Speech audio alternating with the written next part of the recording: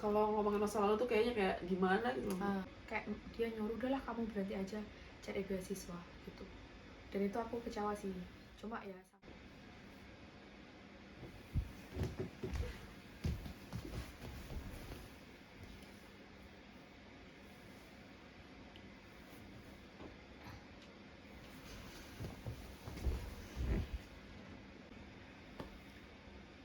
Hai Vira,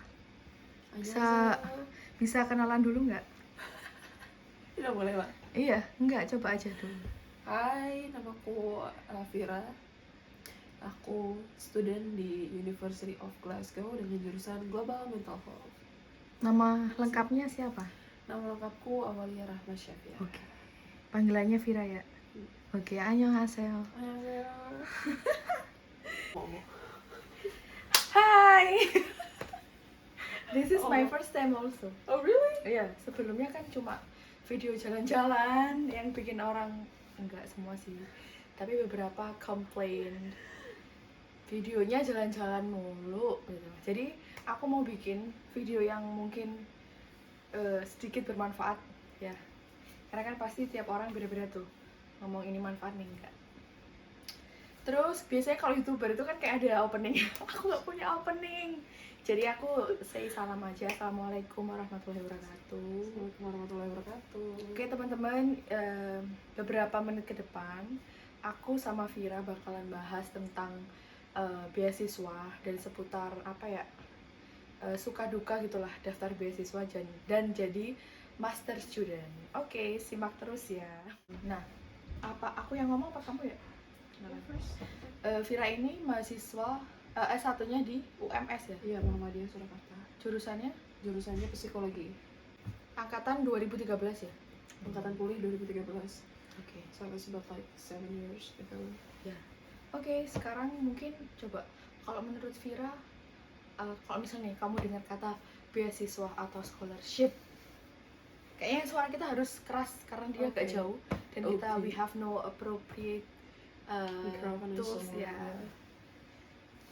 Gimana menurut kamu? Oke, hal pertama yang aku pikirin saat mendengar kata beasiswa adalah proses yang panjang dan melelahkan gitu, Mbak. Kenapa? Aku juga sih. Kalau orang lihat beasiswa menyenangkan, orang lihat jalan-jalan ke luar negeri gitu kan, dapat uang saku dan lain-lain, tapi kamu harus ngorbanin banyak hal sih. Aku ya, soalnya masing-masing orang punya pengalaman yang beda-beda sih. Bener banget sih. Kenapa aku mikirnya ini proses yang panjang, karena proses aku mendapatkan beasiswa juga panjang banget, Mbak. Habis aku lulus tahun 2017. Aku lulus tahun 2017 bulan Desember wisudanya. Dan aku baru dapat beasiswa tuh 2021 ini. Jadi mungkin sekitar 4 tahun lah proses mencari beasiswanya. Dan itu benar-benar proses yang melelahkan banget sih, karena 4 tahun kan? 4 tahun, betul. Aku berarti 6 tahun. Oh, makin 6 tahun. Aku 6 tahun. Jadi aku lulus 2015.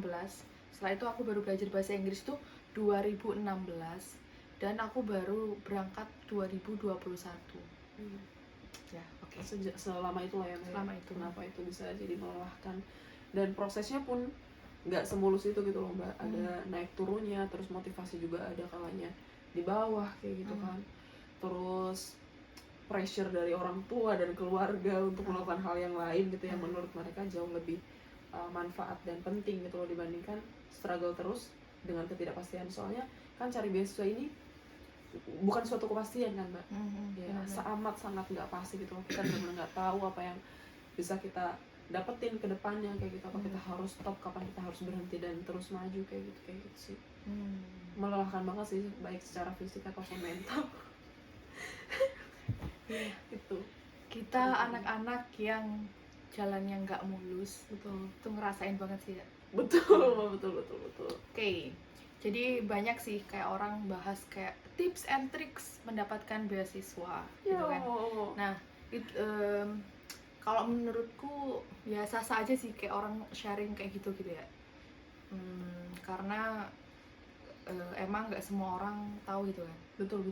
Nah itu ada kayak tipe-tipe gitu, kayak orang yang emang scholarship hunter, yang mereka udah preparation dari well prepared banget, gitu. kayak ngerti cara milih univ, kampus, cara daftar beasiswa gitu. Dan bahkan ada juga kayak orang yang pengen dapat beasiswa tapi mereka bahkan baca pun tuh nggak mau, kayak bener. ya pertanyaan-pertanyaan yang harusnya nggak perlu ditanyain bisa terpampang jelas di book apa namanya Di booklet, iya, apa booklet namanya, gitu. iya. Di website gitu banyak kayak gitu. Iya, jadi teman-teman gimana cara dapat beasiswa? Daftar, terus cari informasi Benar-benar gitu. itu Tapi penting sih. aku sering sih kayak di Instagram gitu, sosmed yang lebih sering aku gunakan, kita sharing sih, kayak misal gimana cara dapat LOE, kalau misalnya ada tanya silahkan dan lain-lain. Soalnya aku ngerasain banget kayak kita yang buta informasi. Betul. Gitu kan, apalagi aksesnya bukan orang yang ada di Pulau Jawa gitu ya. Betul. Teman-teman dari timur itu aku seneng sih kalau misalnya mereka dapat kesempatan yang sama kayak kita yang dari Jawa gitu. Betul gitu ya, Mbak. Terus mungkin yang kita bahas poinnya ini sih, beasiswa itu preparation ya. Benar, Preparation tuh kayak bahasa Inggris kalau misalnya kamu mau ke negara yang memang use English as the first language gitu. Kemudian daftar kampus ya kan, daftar kampus. Terus beasiswa itu sendiri, Iya, cari tahu lah pokoknya. kemudian apa sih, persisten. Kalau aku sih itu sih, Iya, betul. persisten, sabar, ikhlas gitu loh. Prosesnya tuh dijalani pelan-pelan. dan qualified, kayak kualitas kita punya apa sih yang bisa kita diunggulkan gitu ya, Mbak. Jadi sebenarnya kalau aku jujur aku nggak keren-keren banget, biasa aja. Nah tapi kita nanti cerita nih, jadi teman-teman nggak usah kayak not confident gitu ya, nggak pede, aku nggak punya prestasi apa-apa, layak nggak sih aku daftar beasiswa? Layak banget, semua orang bisa dapat kesempatan itu. Betul banget sih. Nah karena Vira ini dari psikologi, mungkin aku mau tanya sih, kenapa kamu memilih jurusan untuk S2 itu, terus ke University of Glasgow? Nah terus atau mungkin cerita-cerita lain, apakah cuma University of Glasgow atau ada cerita lainnya? Oke, jadi lihat ke situ, Fir. Mana Mbak? Nggak Ini tahu, kamera yang sebelah mana nggak ngerti. Oke, jadi ceritanya aku tuh kan ngambil S1-nya jurusan psikologi di Universitas Muhammadiyah Surakarta, Terus aku lanjut di University of Glasgow di Skotlandia, UK, itu dengan jurusan Global Mental Health, yaitu kesehatan mental global. Yang sebenarnya kalau misalnya if you're talking secara keilmuan, kalau misalnya kita ngomong secara keilmuan masih relate, masih ngomongin psikologi, tapi dengan perspektif global dan khusus membahas tentang kesehatan mental. Kayak begitu, Mbak. Alasannya ngambil jurusan ini, sebenarnya ada jurusan-jurusan lain di University of Glasgow kayak psikologi yang lebih ke neuropsikologi dan lain-lain lah, pokoknya banyak ada cabang neuro. Jadi tentang saraf. Saraf, betul. Kayak gitu, dan dampaknya terhadap psikologis dan lain-lain. Tapi aku mikir kayak aku lebih dekat sama hal yang berbau sosial gitu loh, Mbak. Gitu. Kenapa aku milih global mental health, karena perspektifnya jauh lebih luas kan. Nah di sini tuh kita bahas tentang banyak hal sih, kayak Indonesian as a low and middle income country kayak gitu kan. Gimana dampak-dampak ekonomi itu bisa mempengaruhi perilaku seseorang kayak gitu, mempengaruhi penyakit mental yang mereka miliki kayak gitu. Apa aja sih dampak-dampaknya begitu. Dan kita bisa bandingkan dengan negara yang poor, yang miskin, dan negara yang high income-nya tinggi kayak gitu. Perbedaannya apa aja dari segi fasilitas, dari segi penyakit yang menyertainya kayak gitu. Ada juga konteks budaya dan lain-lain. Amat sangat menarik, meskipun nggak seperti yang aku bayangkan. Aku bayangkan kayak bakal lebih ke sosial, ternyata sangat klinis gitu loh, Mbak. Sangat klinis. Kita bahas soal DSM itu kayak manual sistem untuk mendeteksi adanya gangguan mental, permasalahan mental dan lain-lain seperti itu. Sangat klinis sih. Tapi itu pengujiannya pakai pertanyaan-pertanyaan gitu? Ujian pas masuk atau enggak, kamu yang tadi tuh menganalisa orang itu menganalisa ada orang gangguan mental atau enggak? Iya, dia jadi kayak ada buku panduannya gitu loh, Mbak. Lebih kayak ada buku panduannya, nanti dilihat kayak gejalanya. Misalnya gejalanya ini di buku panduan masuknya apa kayak gitu. Karena ada beberapa gejala itu yang enggak merujuk pada satu permasalahan mental tertentu, tapi ada yang overlap juga gitu kadang-kadang. gejalanya apa, ini bisa berbagai macam gitu loh gangguan jiwanya yang bakal terdeteksi seperti itu. Menarik banget sih meskipun sangat klinis. Iya, I'm not expecting that actually. Seperti itu. Global mental health. Iya, global mental health. Jadi Tapi untuk gelarnya apa? gelarnya nanti MS sih, Master of Science. Master of Science. Seperti itu. Nah, itu di University of Glasgow. Berarti University of masuknya Glasgow. fakultas Kesehatan. Jadi dia bareng sama kedokteran, bareng sama kedokteran hewan. Kedokteran hewan Glasgow by the way itu salah satu yang terbaik loh di dunia. Kalau misalnya teman-teman ada yang senang gitu kan masuk fakultas kedokteran hewan ya yang paling bagus itu nomor 2 di dunia. Bisa dicoba gitu. Nah, kalau ngomongin masalah milih kampus, aku sebelum ini ya kayak kuliah di University of Leeds, aku juga apply ke University of Glasgow. Kenapa? Karena dia masuk ke Russell Group ya. Iya, Russell Group. Russell Group itu artinya jadi kayak bisa dibilang Russell Group itu kalau nggak salah 25 ya Mbak. Jadi ada 25 universitas paling prestisius ya lebihnya.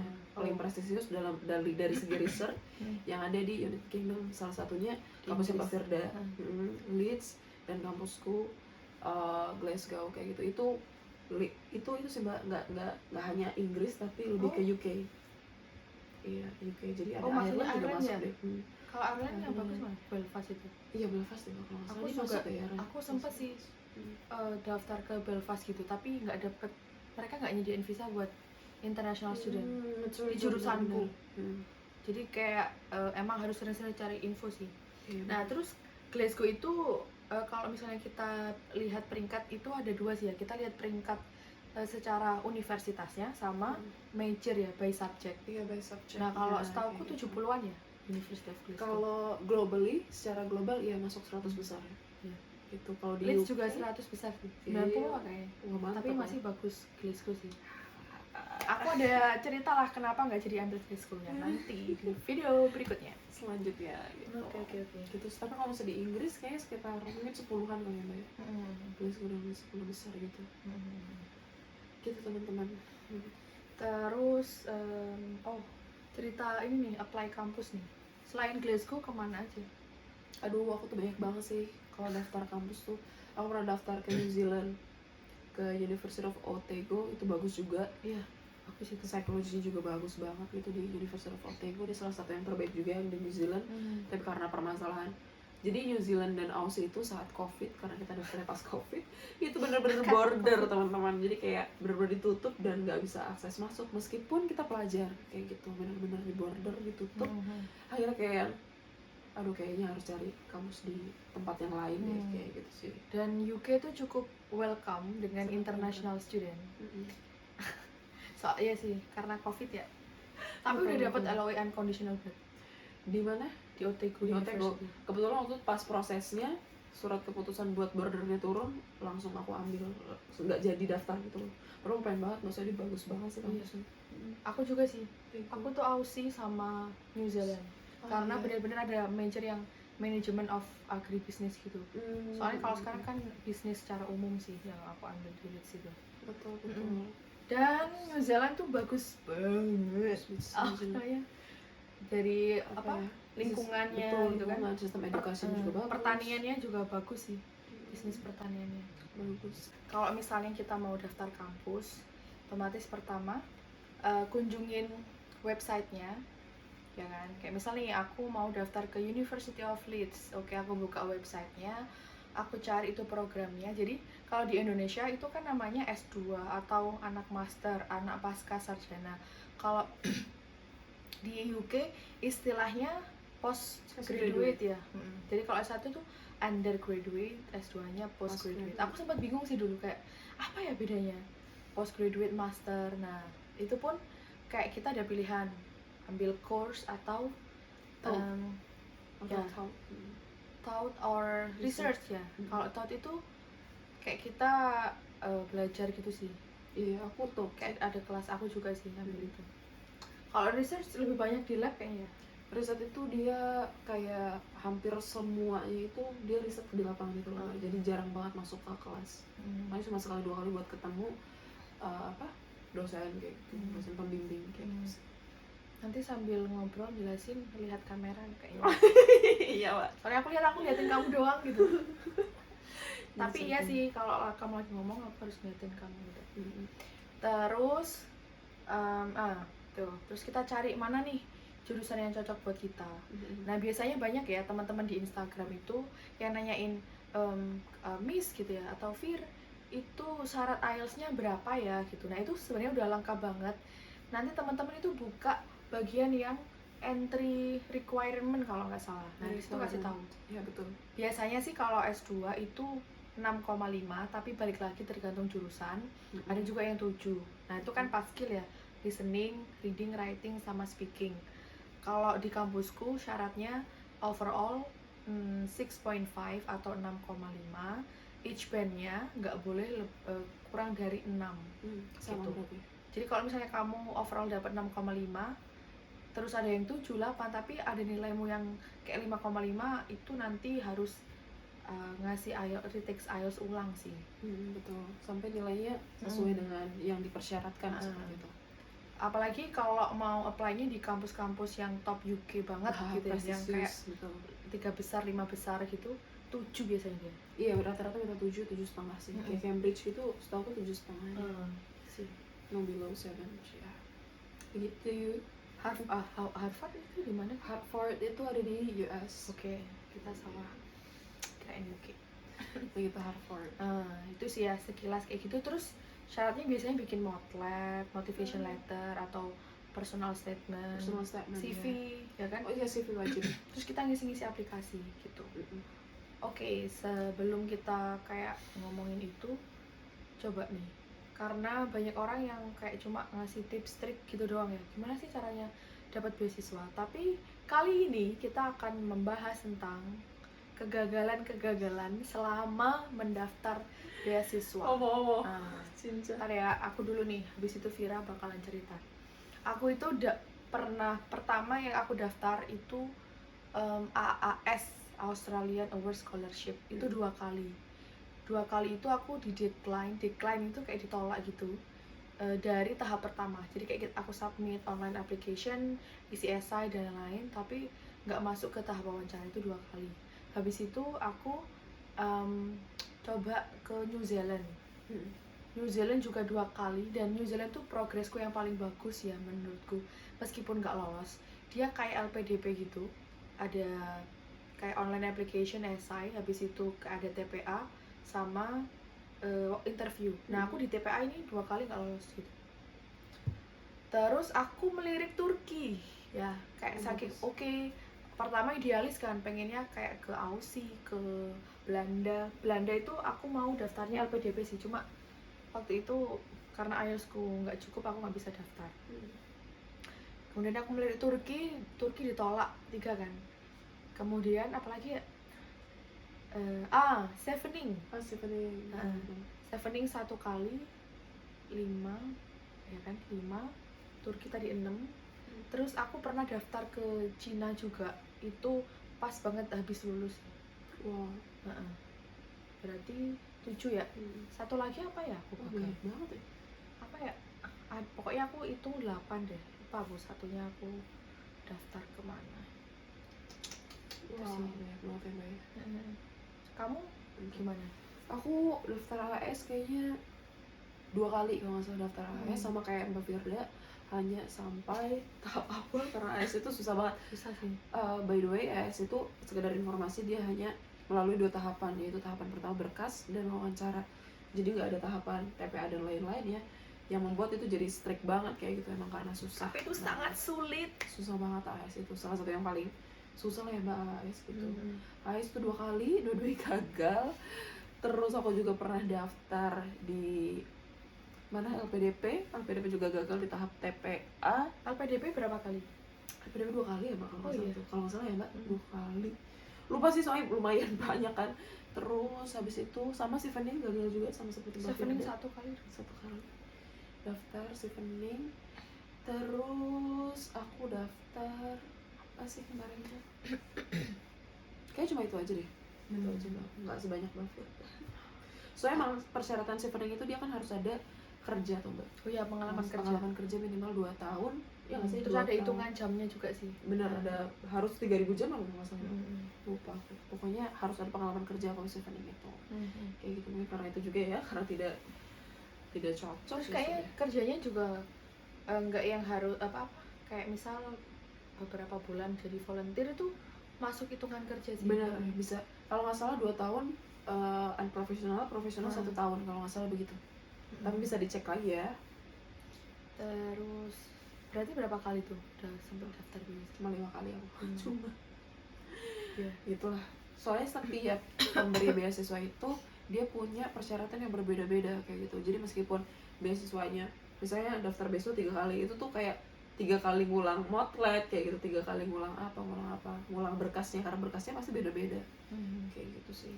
Aku ngerasa sih kayak AS tuh ya, pertama kali esaiku aku baca setelah aku bikin esaiku yang kedua itu jelek banget. Sama aku juga kayak oke, ya emang sih kurang di sini dan lain-lain gitu. Bener. Nah tapi juga ada sih temanku yang kayak mulus sekali daftar mereka langsung lolos gitu. Jadi gitulah hidup ini full of surprises ya. Oke. Kalau ngomongin masa lalu tuh kayaknya kayak gimana gitu. Iya. Banyak banget itu sih. Sambil kerja biasanya sih mereka, kalau teman-temanku tuh banyak banget di sini ya.